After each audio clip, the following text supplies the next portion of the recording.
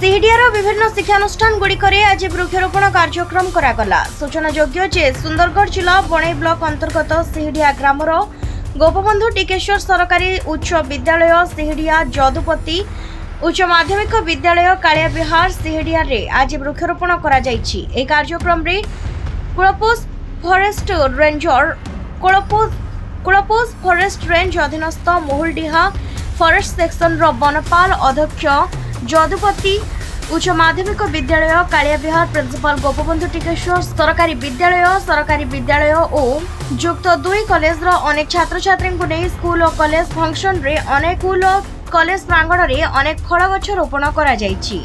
वृक्षरोपण परे गोपबंधु टिकेश्वर सरकारी विद्यालय रो छात्र छात्री माने ग्राम रे प्रभात फेरी करी लोकन को वृक्षरोपण विषय परामर्श देथिले। सुंदरगढ़ जिला बणई रो हमर ए जो एक पेड़ माँ के नाम कार्यक्रमटी आरंभ करिसंती हमर प्रधानमंत्री मुख्यमंत्री माने जो आह्वान देइचंती सबु प्रत्येक जनसाधारण को तो जहाँ समस्ते मिसिकी आमे गछ लगेबा परिवेश को सुरक्षित दबा परिवेश सुरक्षा रहले ही आमे सुरक्षित रही परिबा।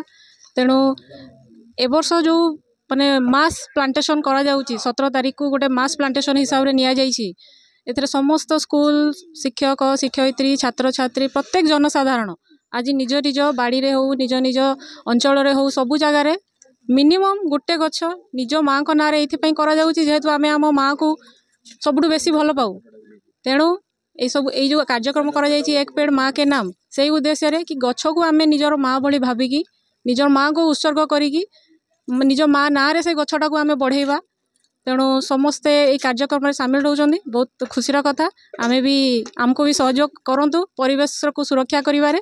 आज वृक्षरोपण कार्यक्रम रही माँ के नाम एक पेड़ कार्यक्रम आज शुभारंभ होइछि एवं ये कार्यक्रम रे आमे अनुष्ठान तरफ 100 गछ लगेवाई प्रतिश्रुतिबद्ध होइछु एवं ए कार्य रे आम अनुष्ठान शिक्षक शिक्षयित्री छात्र छात्री माने पूर्ण भाव में सहयोग करी ए कार्यक्रम को सफल रूपायन करने आमे प्रयास जारी रखीचु। यदि वृक्ष बंचिले आमे बंचिबा जदि वृक्ष न रहिबो ताहले भविष्य रे आमे यार बहु परिणाम भोग पड़ो आमको एवं आमर जो आसंता जो पीढ़ी रही से पीढ़ी मान को तार परिणाम भोग करिया पड़ो। तो जदि से आमे किछि करिया को चाहूचु ताहले आमको प्रचुर परिमाण रे वृक्ष रोपण करिया पड़ो।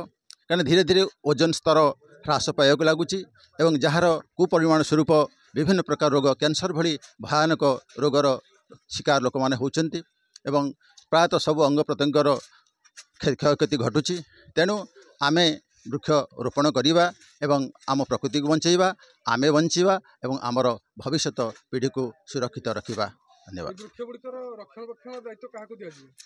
ए वृक्ष अनुष्ठान नहीं आमर छात्र छात्री मान समस्त को गोटे गोटे गछ बांटी देइछि से माने तार माँ भली जत्न नेबे एवं तार सुरक्षा देबे एवं ताको बंचिबार पई समस्त प्रकार प्रयास करेंगे। एठार आमर सरकार तरफ जो चलती सेप्टेम्बर 17 रे वृक्षरोपण कार्यक्रम एक पेड़ माँ के नाम से कार्यक्रम आमर चली एथर आमर शिक्षार्थी एवं शिक्षक मिलित भाव वृक्षरोपण कार्यक्रम चली पाखापाखि 20 गछ लगाला। जो गछ लगाला रक्षणाबेक्षण कार्य जो दायित्व दिगला प्रत्येक पिला गोटे गोटे गछ आम देचु एवं से मैंने पिला माने तार रक्षणाबेक्षण कार्यक्रम करेंगे। आज आउ कोन कोन कार्यक्रम रही ए विषय आमर अच्छी तर्क प्रतियोगिता अच्छी प्रबंध अच्छी क्विज कार्यक्रम अच्छी एवं सांस्कृतिक कार्यक्रम रही।